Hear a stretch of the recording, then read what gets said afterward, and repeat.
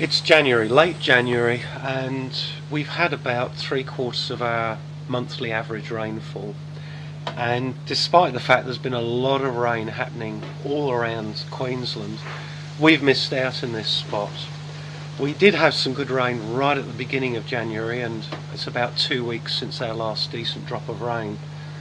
We've got under half a rainwater tank of water, and I've got a dilemma because I've got a really full garden and we've had 10 days of hot, dry, windy weather, and if we don't get rain in the next week I'm going to have to start culling. There's a few exceptions. When I walk around the garden there's a few things that you wouldn't normally see, and that's just simply because it's a day before a filming day and you tend to hold on to things that they are useful for filming, whereas normally I just deal with them on a day-to-day basis. But I've got to think about what happens next.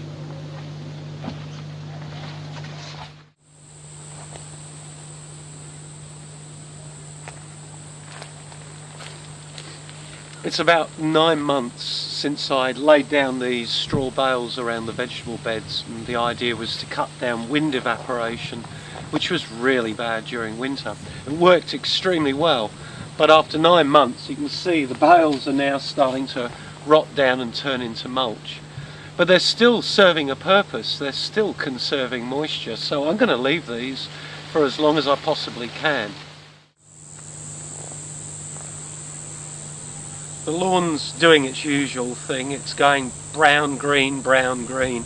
At the moment it's just about to start to wilt again because it's been 10 days without rain.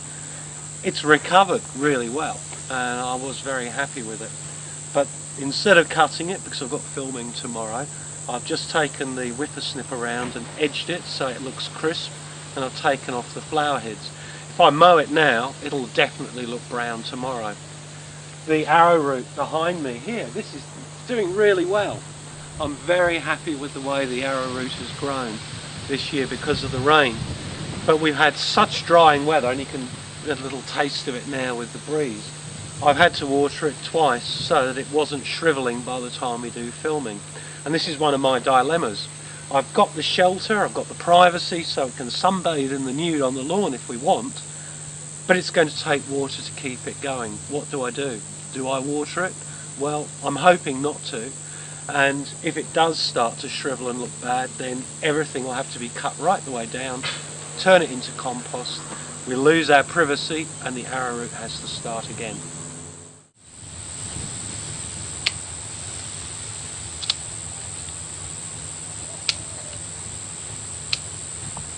One of the plants I'm really happy with is this cinnamon tree, and this generally only puts on 2 flushes of growth in a year, and the rain in January and the cooler weather has encouraged it to put on this foliage. It's really beautiful. It's almost ready for harvesting, and you can use these pencil thick stems like this. You just snip those off and you scrape off the bark, and there's your cinnamon, ideal for teas. A plant like this though normally will do with very little water, but now I've got some fresh growth on it, I've got to make sure that it doesn't dry out, otherwise the whole plant's going to look tatty and I may not get another chance for new growth until late autumn. I'm just removing these dead sticks here. It's just a question of personal pride. There's no real diseases that affect this plant this time of year, but you know, I don't want the camera to pick them out. I've got a really rare variety of hibiscus spinach, which is from Seed Savers, and they've had difficulty maintaining them down there, so as far as I know these 3 plants around me are all that we have. I had to transplant them because where they were growing they were drying out too quickly, so I've moved them where they have partial shade. Again, this is a plant that requires extra water at a time when I'm cutting back on watering, so the only thing that I can do with these is to cut them back to reduce their leaf cover, reduce the amount of water they need, and hopefully these will scrape by and in autumn I can make more cutting.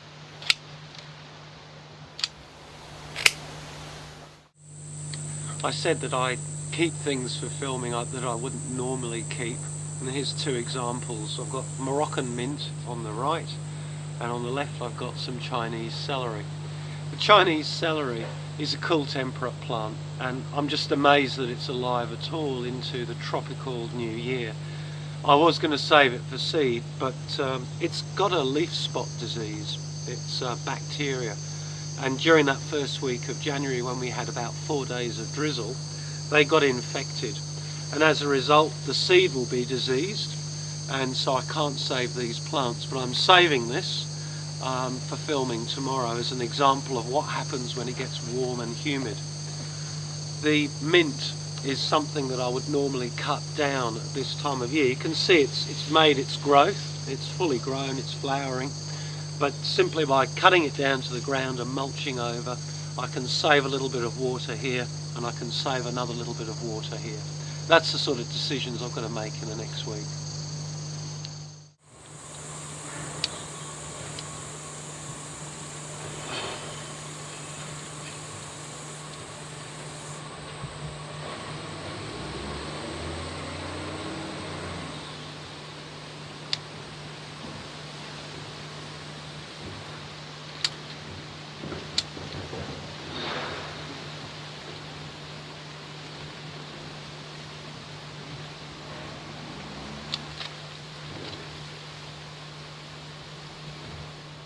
That was Jerry being unkind to grasshoppers.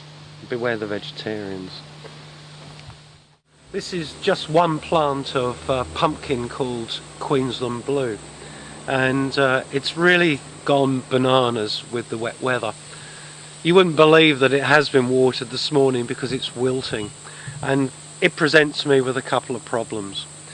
As a single plant in one location, I can just water it with a can, but a sprawling nature of a pumpkin means that I have to water the whole bed. I'm using a lot more water.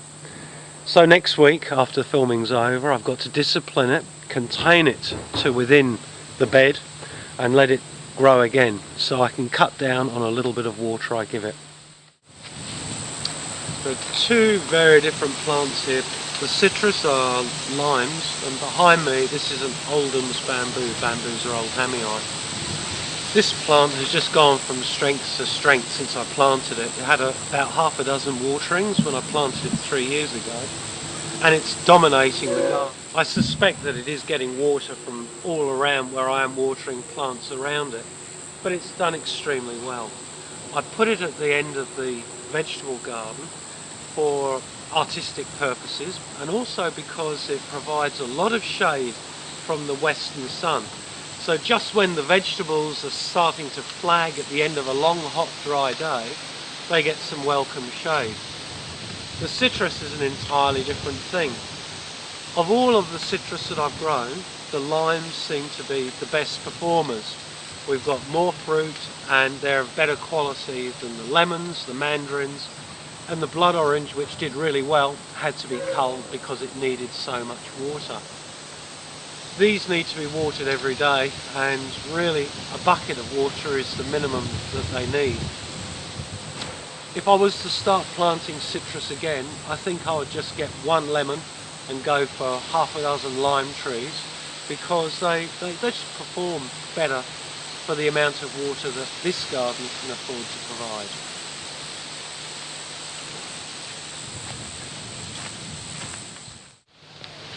One of the dilemmas I face is that a garden has to progress, and I decided I'd plant 10 new varieties of banana, and these plants need about 5 litres of water a day to help them establish.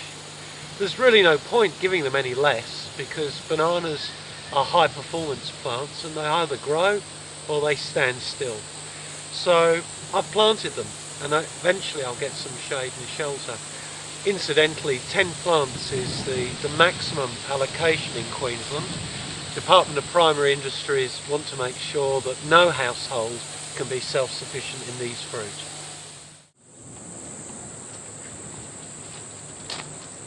On the other hand, if you're not growing food, you could do something like this.